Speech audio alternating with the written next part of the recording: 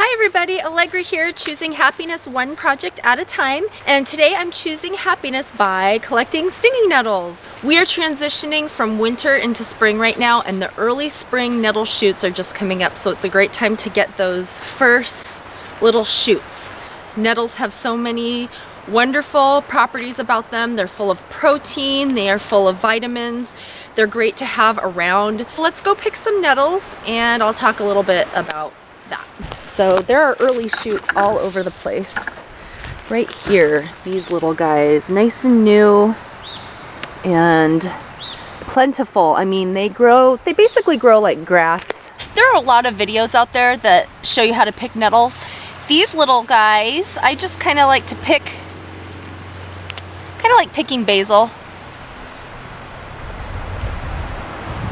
When picking nettles, you really want to wear gloves. Actually, gloves that are probably even better than these because they're just cloth on the top. But last year I got really cocky and I was like, yeah, I can just pick them with my hands, which I could. My hands are really calloused. And man, my fingers were so stinging for a couple days after that. So I decided not to do that this year. These are the roots. This is what the roots look like. They're like kind of like grass roots. And they meander underground and nettles pop up from the roots. And you can make really good, I'm sure herbalists do a lot of good things with the roots. These are old and pretty tough. And this whole little area where I'm in right now, unfortunate for these nettles, I'm gonna have to pull them all up pretty soon because this is going to be kind of a perfect spot for a squash garden, but I will do something with the roots later on this year. So. Okay, I'm out at the sink right now outside, and I'm just going to dump all my nettles in the sink. I'll fill the sink with water and let them soak. Here is the part of my very professional video where I show you how I chiffon onions and carrots and then chop up the rest of my veggies. You can put whatever veggies you want in this. I like a lot of garlic in mine, obviously. I think I put 4 or 5 cloves in this. Just dice those up really well. And then I like to also have some thinly sliced red onion to put on top as a garnish afterwards. And then you can go to any Asian market or the Asian section of your grocery store and find Asian noodles in little packets. Those were kind of like a pad thai style. And really fry up those nettles in hot peanut oil.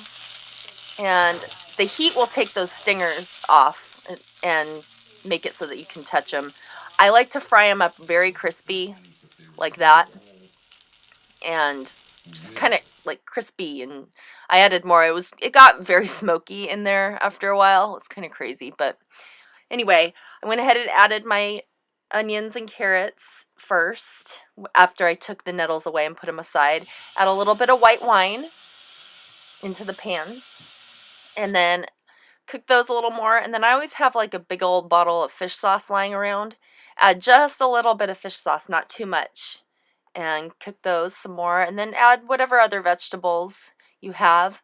And then after those noodles cook for just a few minutes, add a little bit of that pasta water to kind of get the veggies going, and to also help make the peanut butter more viscous. That looks kind of gross, but anyway, it didn't taste gross. It was really good.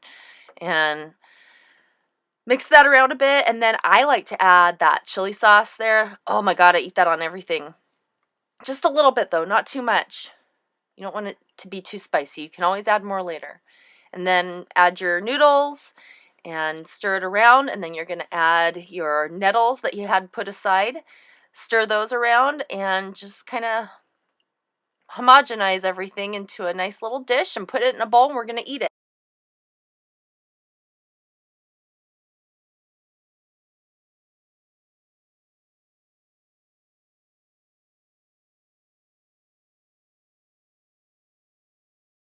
So I added some black sesame seeds, red onion, and then more chili sauce on the side.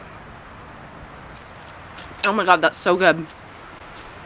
When I first moved back up here a few years ago, I tried to saute some nettles with garlic and onions and other vegetables, but I kept them like I didn't fry them crispy like I did with this one. This is how to do them. The seasoning is just right.